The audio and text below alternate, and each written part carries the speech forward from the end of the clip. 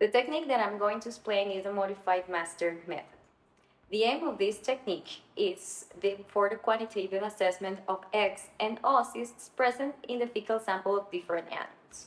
In this way, we will be able to estimate the fecal egg counts, or the eggs per gram, or oocysts per gram, to estimate the burden of an infection. The procedure is very easy. In one of the plastic cups, you measure 3 grams of feces and combine it with 42 milliliters of the sodium chloride solution.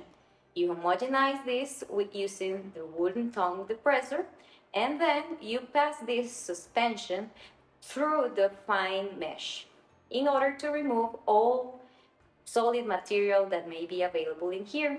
You do this 4 to 6 times, each time transferring from one plastic cup to the other.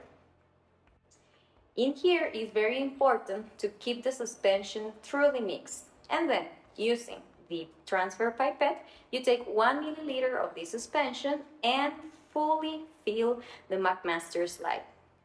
Very important is to fill it completely and without forming any bubbles, because these bubbles may affect the fecal egg counts estimations.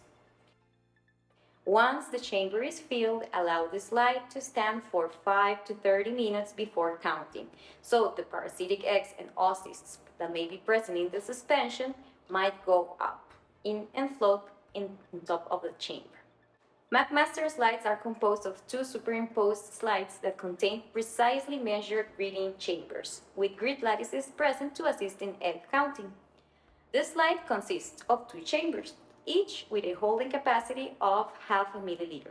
The results: you have to examine the slide at 10x objective and count all parasitic eggs or oocysts present using the tally click counter. When examining the grids, only count eggs that fall within or overlaying the grid lines within each chamber.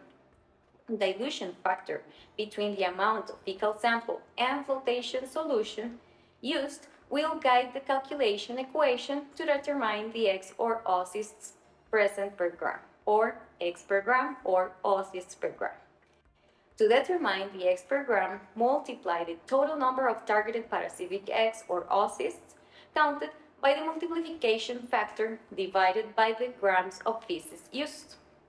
To determine the EPG, or eggs per gram, would be either using the number of eggs, multiplied it by 50 if both grids were examined.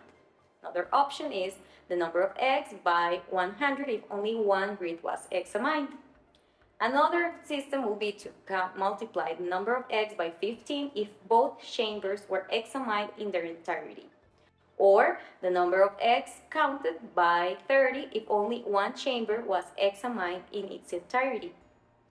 It is important to notice that the greater the reading surface, the higher the sensitivity of the technique, and do not use a higher power than the 10x objective, as this may crack the slide.